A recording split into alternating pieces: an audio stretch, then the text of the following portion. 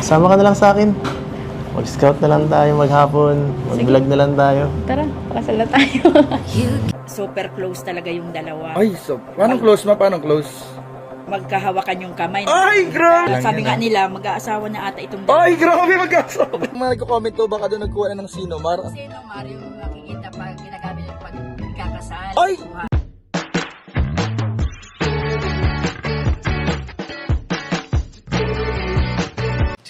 Si Kuya Jens, ano yun, reactor natin yan. Official reactor.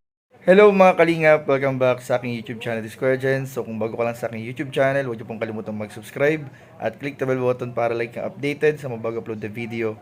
At huwag po nating kalimutang suportahan ng Team Kalingap sa pangunguna ni Kuya Val Santos Matubang, Ate Edna Vlog at syempre Kalingap Rob. At pakisuportahan din po ang mga kasamahan sa Team Kalingap. Nandyan po ang K-Boys, Kalingap Partner, Kalingap Reactor, at lahat ng charity vloggers sa buong Pilipinas at tumutulong sa mga kabayan natin na lahat mahihirap. Supportahan po natin lahat, guys. So, eto na mga kalingap. Grabe to. Ibang level po mga kalingap ng episode ng Tambalang EDSA ito mga kalingap dahil ito pong papanoorin po natin ay nagja-justify sa bulong sa atin ni Bulong Queen. Ano? Walang iba kundi si Mama na nung mga nakarang upload at reaction natin mga kalingap sa EDSA, mga bulong po galing kay Bulong Queen ay nagja-justify po itong upload ni Kalingap Rob sa Tambalang EDSA sa usapang pagpapakasal. So, nung mga nakaraan nagkakaroon kasi na parang mga biro-biroan lang na baka kumuha daw ng Sinomar sa munisipyo na sobrang sweet nga, nakikita ng publiko na sobrang sweet ng dalawa na parang malapit na siguro magpakasal. So, ay basta mga kalingap, sobrang nakakakilig itong episode na ito. So, huwag natin patagilin pa, panoorin na po natin, bigyan natin ng reaction video in 5, 4, 3, 2. Uy, ano? Kumusta? Kumusta ang interview? Gulat ako, tatanungin pala yung mga dating naranasan namin noon. Pero okay din kasi yun. Ngayon lang ulit may kumausap sa amin ng ganito na pag-openan namin sa Pastor ER. Okay yan para nakapaglabas ka ng mga gibat ng nararamdaman mo. Hindi naman yun bigat. Talagang yung nagpasalamat lang kasi yun talagang nabago pa yung buhay namin dahil sa inyo. Sila Kuya Rob. Ikaw kasi dapat minsan sinesharean mo din ako. Dapat nag-ano ka rin sa akin para alam ko kung ano mga nasa isip mo. Alam mo, ayoko nang madagdag sa mga iniisip mo. Tsaka madami ka mo nang beneficiary baga. Pwede ba yun? Siyempre, iniisip ko rin mga kasamahan ko dito, no? Kasama kita eh. Siyempre, iniisip ko mga kasamahan ko. Lalo na ikaw. Ano? Uy. Di ka ba sanay ng may ng may jowa? Ayan. Dahil mo naman tinatago, oh.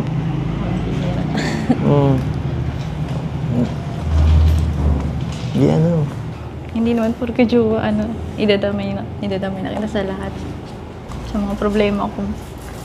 Hindi naman natin. Dapat yun. Siyempre, lalo kung mahirap, di ba? Dapat. Gusto kong tumulong eh. Lalo na kung kaya ko naman,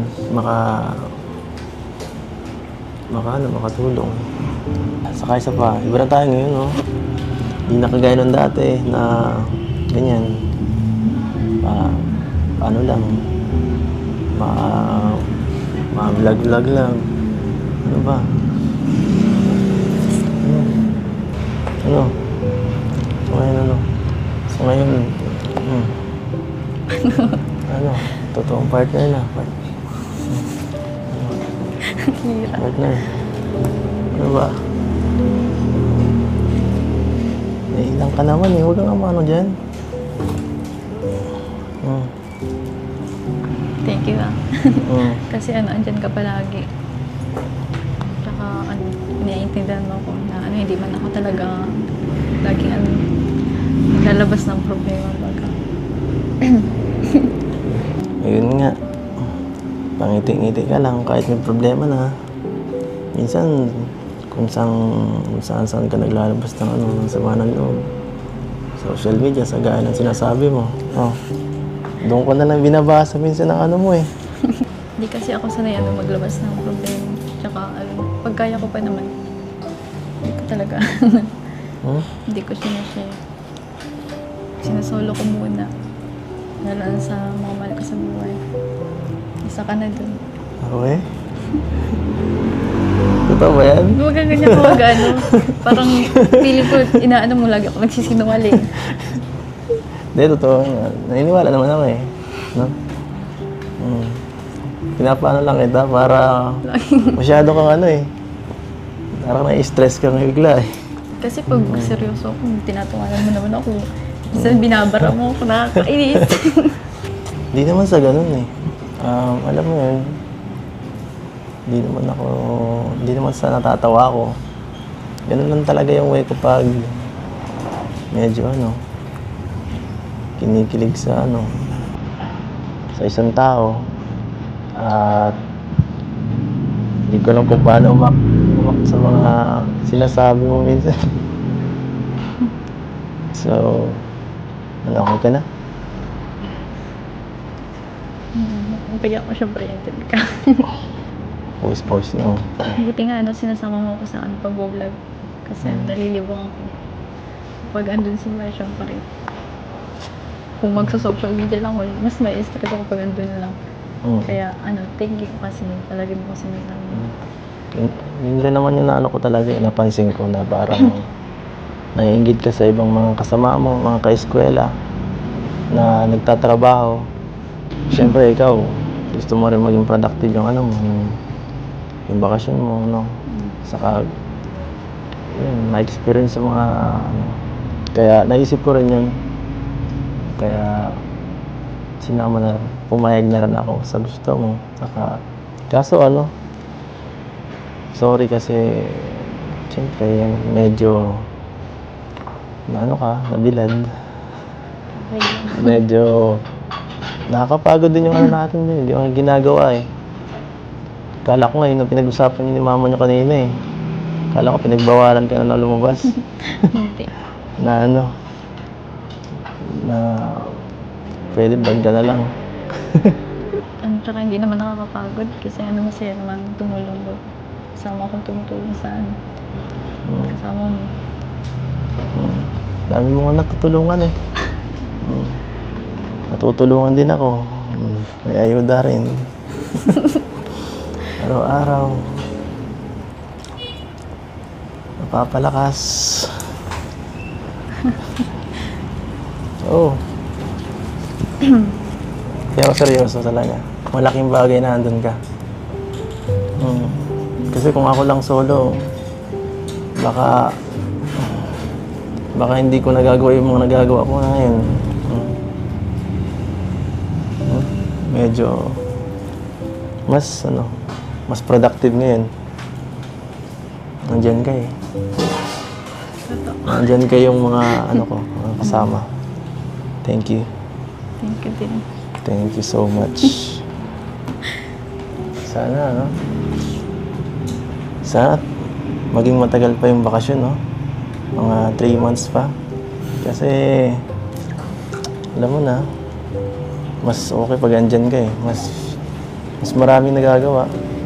Saka, medyo hindi... Mas marami. Saka hindi malungkot. Saka hindi malungkot pag nandyan ka. Hindi nakaka-boring. Saka, pag pumasok ko na ulit, yun, saka lang, babalik na naman sa dati. Kaya susulitin ko na talaga yung bawat araw na ito okay, yung may pasok ka sa akin. Kasi pag solo na naman ako. Dati na naman yung kasama ko, si Arjun, na napasaway. At yan, pagod na naman, solo na naman. Pero nag-enjoy naman ako ngayong bakasyon. Lahat ng mga ginagawa natin. Kaso kailangan mo rin talaga mag-aaral Huwag ka na kayo mag-aaral, Sama ka na lang sa akin. Mag-scout na lang tayo maghapon. Mag-vlog na lang tayo. Tara, pakasal na tayo. Guys, nako mga kalingap, grabe ibang klase itong part na ito, itong episode na ito ng EDSI mga kalingap, dahil dito po, makikita po talaga natin na grabe po, legit na legit talaga ang totoong estado ng tambalang EDSI dito. Kasi may pagbabago ako napansin eh. May pagbabago sa pagsasalita ni Edu, may pagbabago sa pagsasalita ni Viancy na parang very natural lalo. Sobrang mas lalong naging natural yung pag-uusap nila sa harap ng camera, sa likod ng camera, nung naging sila na. At talagang malalaman po natin sa kilos at way ng pagsasalita po nila na, alam niyo yun, talagang meron sila, mga kalingap, talagang merong relasyon. Kasi, talagang very concerned at very malumanay po lalong magsalita na sila sa bawat isa. At dire-diretso po yung pagsasalita nila, talagang ay grabe bang klase. Tapos ang nakakatuwa dito mga kalingap, grabe po yung sinabi ni Edu na wag ka na lang kayong mag-aral, sumama ka na lang sa akin. Tapos pero biro lang po yun, biro lang yun Eds, parang nagkakatuwaan silang dalawa. Pero ang pinaka nakakagulat yung sinundan at pinatulan ni Viancy yung biro ni Edu na okay, sige, magpakasal lang kaya tayo. Ay, grabe mga kalingap. Siguradong kikiligin ito si Bulong Queen. Babalita ko to kay Bulong Queen. So, ay nga pala mga kalip, thank you nga po pala sa mga EDSI niyan na nagpadala po ng regalo kay Mama nung nakaraang Mother's Day. Kahapon, may paregalo po na para daw po sa mga nanay. May padala din po kay Ma'am Emmy, may padala din po kay Alex, at may padala din po kay Mama. So, thank you po sa EDSI niyan. Salamat po. And sa lahat po ng sumusuporta sa buong Team Kalingap. Thank you po mga Kalingap, and belated Happy Mother's Day po sa lahat ng mga ilaw ng tahanan. So yun lamang po, at maraming po salamat sa inyong panonood. Please don't forget to like, comment, share, and subscribe sa ating mga video. Maraming po salamat. God bless. Bye-bye.